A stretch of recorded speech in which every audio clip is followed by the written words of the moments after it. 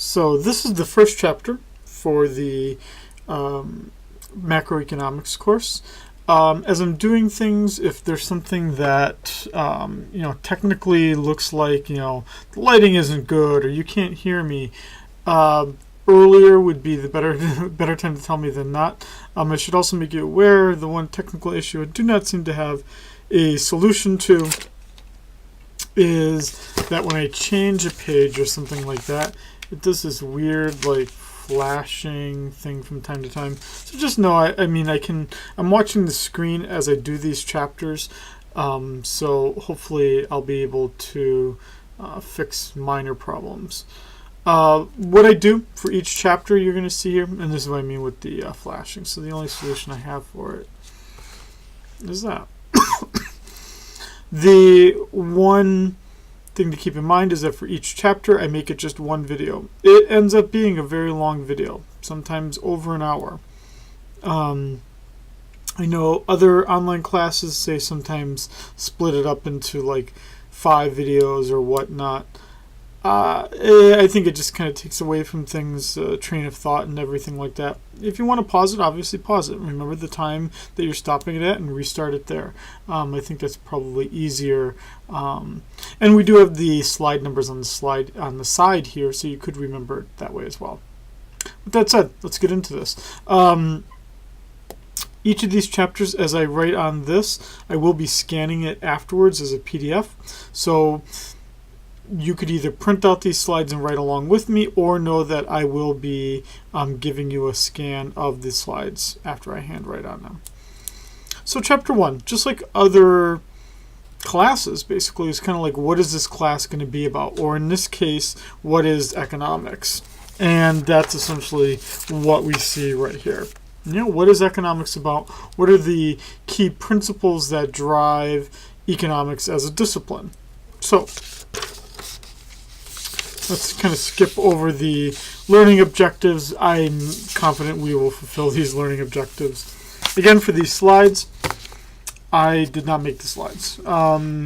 These are made by the author of the book, a very nice person, and the reason why I say that is not because I want you to use nice people's textbooks, but because his way of teaching this course is in accordance with my own. So I know that his chapters generally follow, if I were to make a book or a course, they generally follow how I would do it. So with that said, given scarce time, I could have either made slides very well, or I could make these these orally talk about each of the slides. I've decided to do the latter and talk about each slide. What is economics about? Economics on its most basic level here. I'm just getting a different marker here. Sorry about that. When we look at what economics is all about, that economics is all about the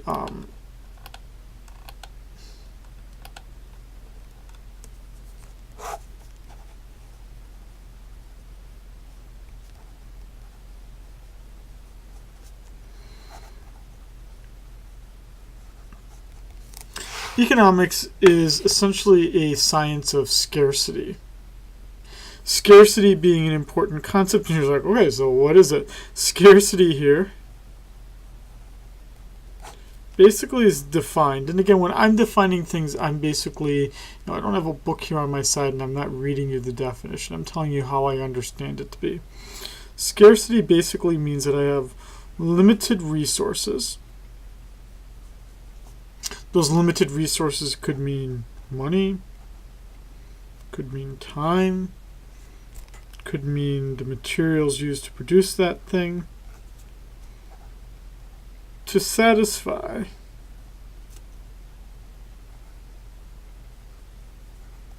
unlimited wants and needs. That's kind of like saying, well, how much would you like to sleep? I would like to sleep forever. Well, obviously I can't sleep forever. So if I can't sleep forever, right, I face a scarcity decision, right? There are only so many hours in the day I can sleep. And I have to make that decision then, okay, well, how much am I going to work? How much time am I going to spend eating? All these different things, I have to make calculations in my mind to decide how I'm going to meet all the things that I want and need, and then split up my day across those different activities. Well, that's one example of how scarcity exists and how economics can understand how that decision is made. So economics as a science of scarcity then is how I then make these scarcity decisions to make myself as happy as I can possibly be, or put it more formally, maximize my well-being.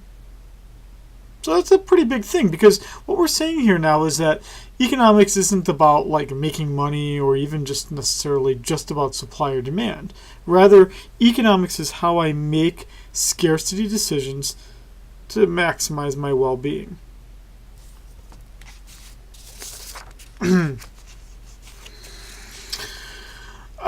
There's slides like this that I'm not much of a putting on slides like this with pictures of these happy graduates here. Kind of a popular major. What can I say? Not sure if that deserved a slide. That will not be on the exam. But the question then becomes, how do we define economics? So we know that economics, again, is a science of scarcity.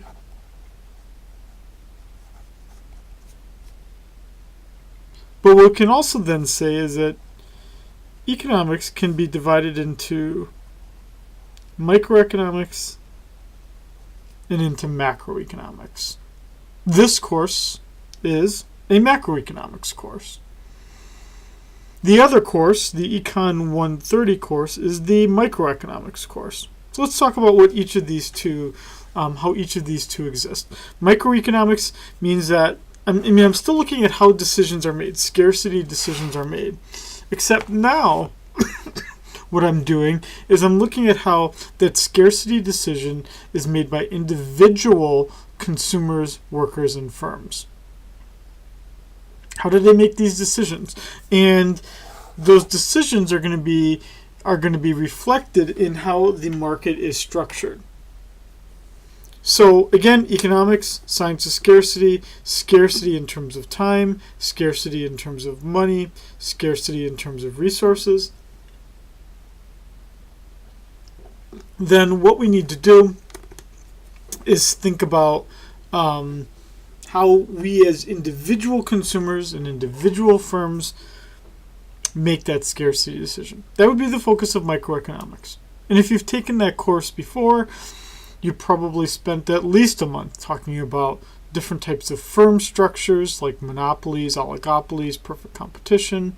And you also spent probably about a month talking about how firms are profit maximizers and how individuals want to maximize their happiness.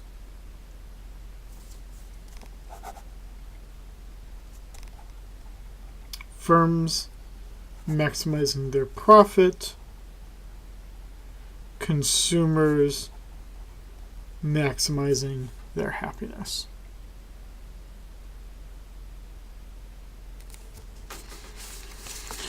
This is in contrast to the focus of this course, which would be macroeconomics. Now I'm looking at the nation as a whole. In the Econ and 130 and 131 courses, they start off exactly the same, talking about supply and demand. It's the other 2/3 of the course then that are different. In the case of this course, what we're going to do is after we talk about supply and demand, is the first thing we're going to do is we're going to talk about how 3 major economic statistics are calculated. Those 3 major economic statistics would be production, which we're going to measure with a statistic called the GDP, unemployment, which we'll understand with the, probably you've at least heard it for, the unemployment rate, and prices. What we're going to look at with a statistic called the CPI. And we'll talk about these more in detail, but essentially the second the second part of this course is going to deal with this issue of these three macroeconomic statistics and how they reflect that scarcity decision being made. The final part of this course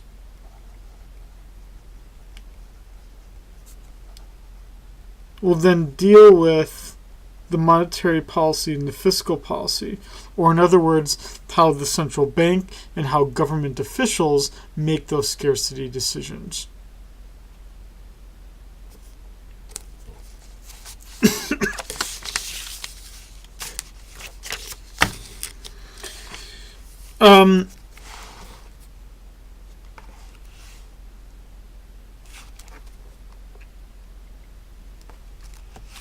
The authors come up with probably a pretty good mnemonic way, at least, of trying to remember which one stands for which. The micro, which stands for I, would be the individual entities, again, the individual consumer, the individual firm. The A, meaning I'm talking about the aggregate, or the entire economy as a whole. Now, economists as a whole rely heavily on models. So, economics is not just about making money. We actually spend most of our time building models. And those models that we build rely on an assumption of ceteris paribus, or, which is Latin for all other things being equal. So what ceteris paribus does for us is it allows us to basically have a experiment or control. And I can say, if everything else is constant but one thing changes, how does that change something else? Right? So if I'm talking about an independent and a dependent variable, I can talk about changing one variable and how it affects another. So ceteris paribus, again, allows me to then kind of look at how to model, or how two variables in a model might be related to each other. And then I test those models. I test those models with my data in that typical kind of model creating, how scientists create models. What economists are sometimes, how best can I put this? What economists sometimes have to deal with then is, how do we deal with efficiency versus equity? And economists, for their part, are very good about dealing with efficiency. Efficiency means basically doing something at the least cost. It's not necessarily about being cheap.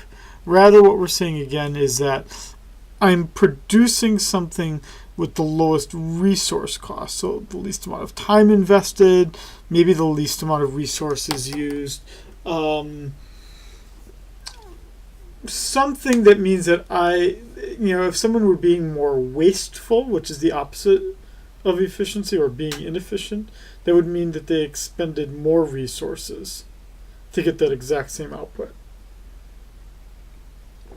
This is what economists are very good at understanding. No value judgments involved. This is a strict formulaic way of saying how many inputs does it take to get an output. This is the one where economists have many more problems. And most economists, quite frankly, do not take a view. Myself included.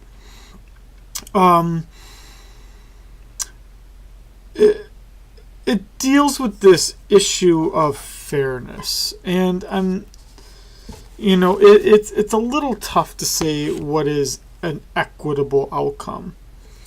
And I'm in a classroom, and being in a class. Sorry, I'm just going to try to adjust this here so I can have a little bit more.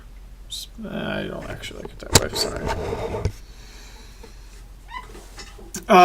Being in a classroom means that I take it pretty seriously here. I'm not averse to having conflicting conversations or to having healthy debate.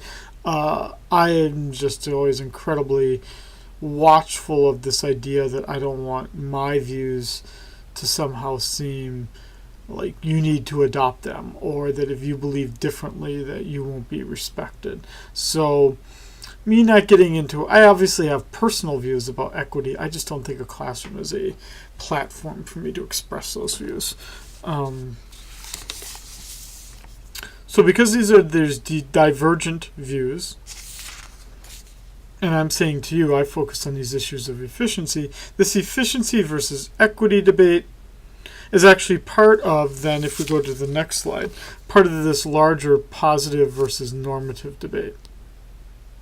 Again, a positive, is something efficient? That's actually a positive question because you can answer it, true or false. There's one right answer, right? Like, is it efficient or not? Yes, it is either efficient or it is inefficient. There is no in between, right? Positive questions. Would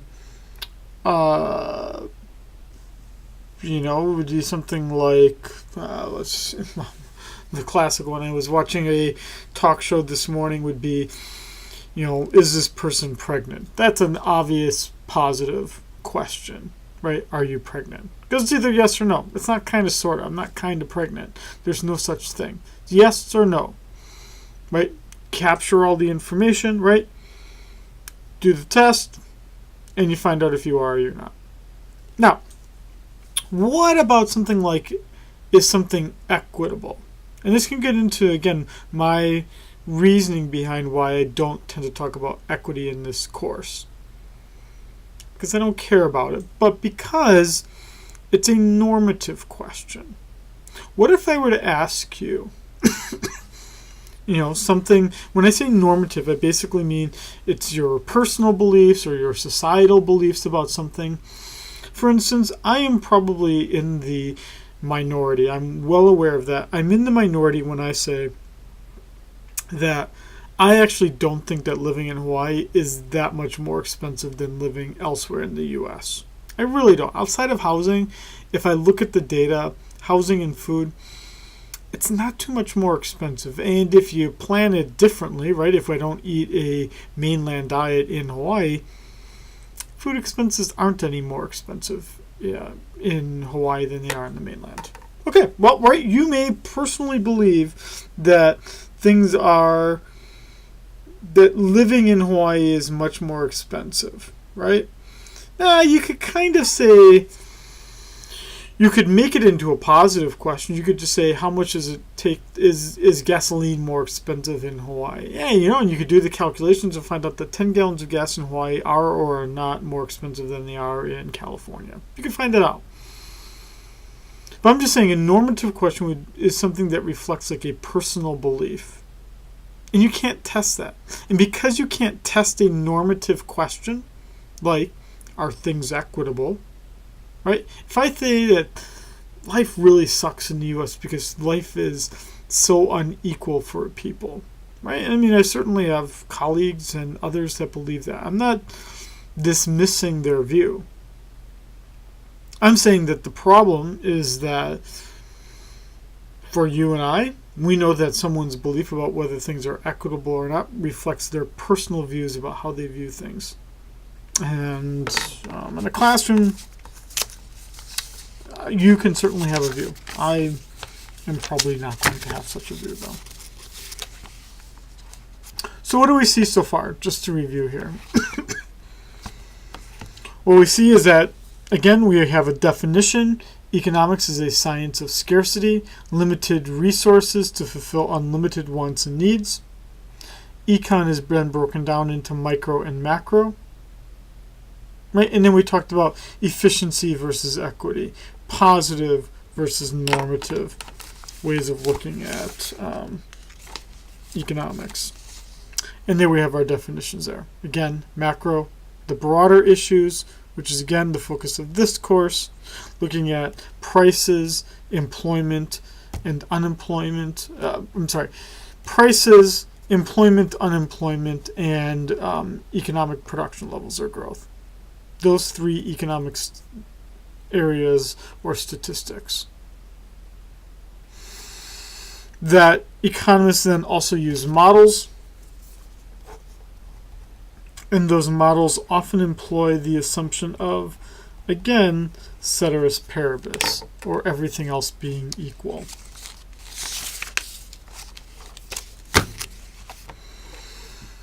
That what separates out a great deal of economists from other policymakers would be that economists tend to focus on just notions of efficiency. Because who likes controversy? Really, who likes controversy? But economists are also, this is something that our mathematical training just appeals to. Our mathematical training doesn't generally appeal to equity notions because there is no firm view about what is equitable or not, or whether you would even want it. And that gets into this whole idea then again of the positive and normative. Positive, factual statement. Normative, how things ought to be or should be.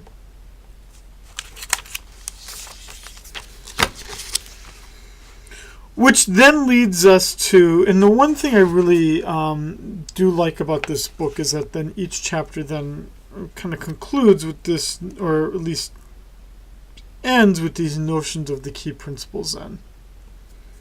Principle 1 then for economics as a whole would be that economics deals with this scarcity issue, making a choice based on limited resources.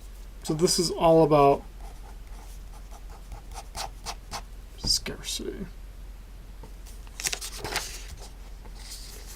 How do I make that scarcity decision? Well, obviously I care about trade-offs, but I also care about opportunity costs.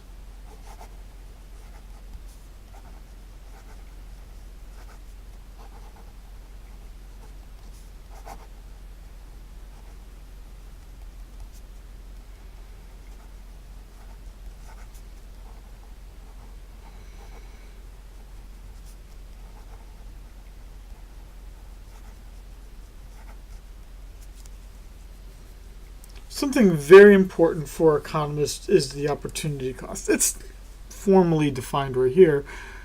But when I make any decision, even when something is free, there's always a cost to it, right? Would you like to attend your sister's boyfriend's actor debut? Really? Free tickets? Oh, God, if I have to see... if I have to see this person play in a high school performance of Grease, that's the last thing I want to do, even if the ticket is free, because there's so many other better things I could have been doing instead. There's an example of the opportunity cost. Even when you have to pay for something, sometimes if you're not choosing to do it, the opportunity cost description of why you choose not to do something is because you'd rather do something instead. You value some alternative more highly. And then the only time that you do otherwise is because, this is a hard one to say. I love my family. I really do. I love all my family members. But I know some people really don't like talking to their parents, right, on the phone. They do it because they're forced to, but they really don't generally like to.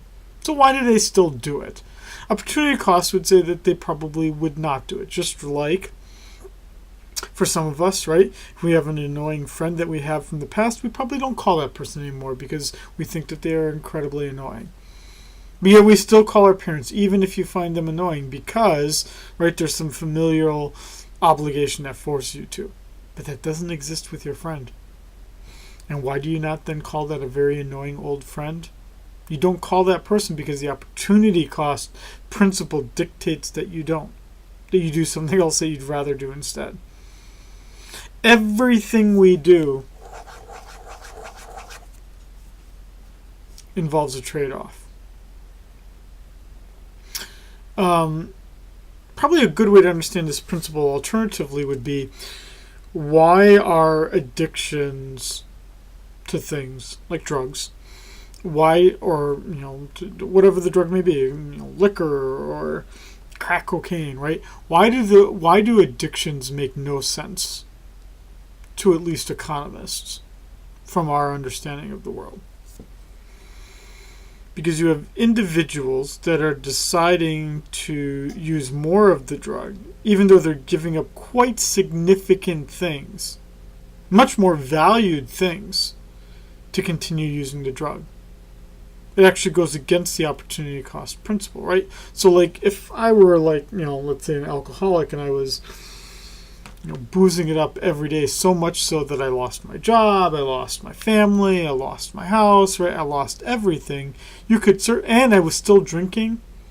You would certainly say that having one more drink was not the best thing I should have been doing, right? But that's the whole point of addictions, right? Is that in some sense it alters what you think is a rational decision, right? From an economist standpoint. Economists really can't model it because, right, that kind of individual is not acting the way that we would model them to be. A third principle of how economists understand the world is this notion that specialization is a good thing. Now, we're going to see this more in the next chapter when we start to look at the production possibilities frontiers. But the idea of this is that it's good for individuals to specialize, because as they specialize, they become better and better at doing that one thing. And then they can trade for the other things that they want. So it's actually a good thing it's actually not good for me to, like, do all my, right? It would be a bad idea if I had to teach you every discipline. As a result, because I only have to talk about economics, and more specifically, because I'm actually a macroeconomist, I'm then so specialized that I can teach that very well, rather than also having to teach writing or reading Shakespeare, which I haven't done since high school, right? It'd be a horrible reading Shakespeare professor because I just don't like it.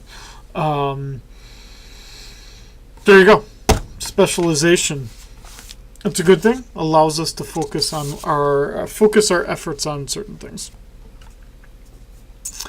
Another key principle, a fourth key principle for how economists understand the world, is that people do respond to incentives. These incentives can be both positive and negative. But they are the way then that I can, within society, encourage or discourage people from doing certain things. So think of it this way. Let's say that I'm 30 years old. So I'm legally able to buy alcohol. I'm legally able to buy cigarettes. I'm legally able to buy fireworks, right? Just naming a bunch of different things here. I'm legally able to buy these things. But what do we know that states do? Is that they add taxes to the purchase of those items. And in the case certainly of liquor and tobacco, they add even more taxes to it to discourage me from doing it. Because the sense is that it's a bad thing. Now, what about going to school, right? You're going to school right now. Probably many of you have a student loan. And that student loan might be one that you don't have to pay interest on while you're in school, or even if you do have to pay interest, it's not very much because it's subsidized by the government. That's a positive incentive, right? I'm encouraging people to go to school by making school cheaper for them to attend. So these incentives matter, and they are the way that I can get people to do certain things that I want them to do. And then when we want to look at how this thinking then occurs, is that what we're going to see in this course is that rational behavior typically means that people think on the margin, meaning that I ask myself,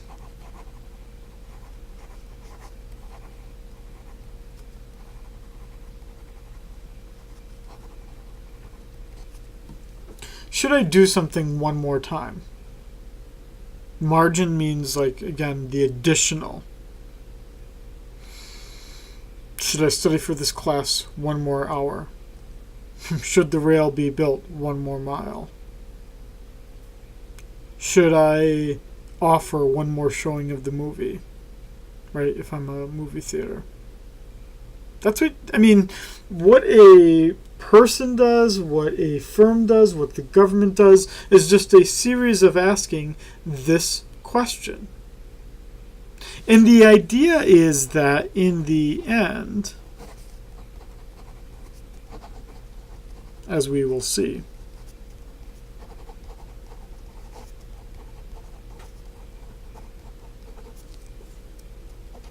is that I do things until the marginal benefit or the benefit of doing something one more time is equal to the cost of doing something one more time. In general.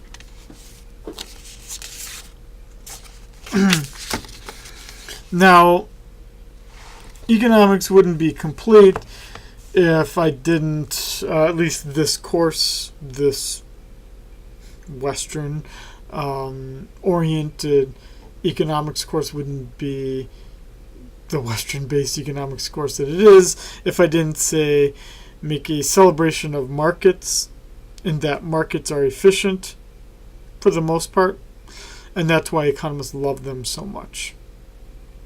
That in general, it is better to have a private market exist where people pay for something and they receive something in return, because those prices then serve as the incentive to whether to do something or not.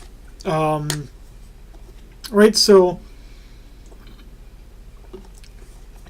this is just, I'm not trying to get into this debate, but when we think about the debate for healthcare, for instance, and we had this debate about would we have socialized medicine or would we have the private market for healthcare that we have now? The general remark was that we should keep what we have because we do have a pretty good healthcare system that people all around the world, if they're rich enough, would probably want to go to the U.S. to get their care because the care is the best in the world. Now, why is that? Because in general, hospitals have an incentive to be very good at something if they can charge the price, the very high price that good healthcare costs. You couldn't do that necessarily if it was government healthcare, though. Right? Or, if I wanted to, or we could even look at the debate we have about should the state own the electric company or should a private company own the electric company, as it does, if the government owns it as it does in, it's not the government, but it's a non-market cooperative in Kauai, right? Whereas on the rest of the islands, it's Hawaiian Electric. Hawaiian Electric as a market gets to dictate what the price is, and then I use my electric based on that price determination. What happens if electric were free for everyone just because they are a state resident? Well, then different things would happen. People would use it too much. People wouldn't care about saving energy. So generally in this course, you will see that I'm generally going to be promoting that markets exist, because when markets don't exist, when these markets fail, we tend to see things happen in a quite predictable way. In other words, that people behaving in a way to maximize their satisfaction, firms acting in a way to maximize their profit. If the market fails to control those motivations, then something either is overmade or the good is overproduced.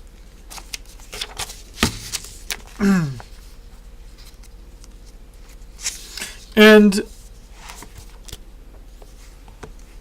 the last principle then gets at this idea that why is it then that some countries are rich and why are some countries poor? That's the whole point of this Wealth of Nations line here. It comes from Adam Smith, who in 1776 wrote The Wealth of Nations. Adam Smith, by the way, born on my birthday, June the 5th. Yeah, that's right. Born to be an economist. In Wealth of Nations, why are some countries rich? Why are some countries poor? Well, a key part of that understanding is that institutions are important as to why some countries are rich and why some countries are poor. There are some countries, like the country that I do the most of my research on, the country of Mongolia, which has vast resources, lots of copper, lots of coal, lots of oil, yet the country is poor. The country is poor because there is a great deal of corruption, because there is not a strong rule of law, because there is an entirely new government system, quite often, because the currency is not a strong currency, because the legal system is incredibly weak and you can basically buy your way into anything. Those unhealthy institutions contribute to the poverty in Mongolia. The strength or the wealth in the United States is in some sense a reflection of having these things. Feel free to shout USA, USA, USA right now. If you're feeling quite patriotic after that.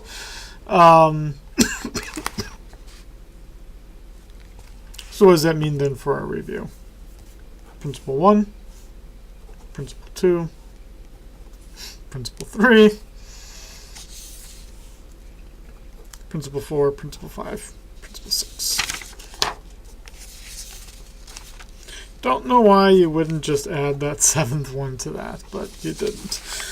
Authors. So 23 to 26 is actually a pretty good summary of then the 7 principles that I've just explained.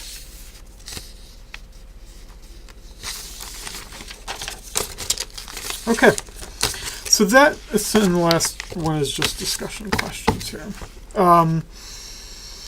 What does that mean for us then for this chapter then, and kind of where we are going from here? We've now defined economics.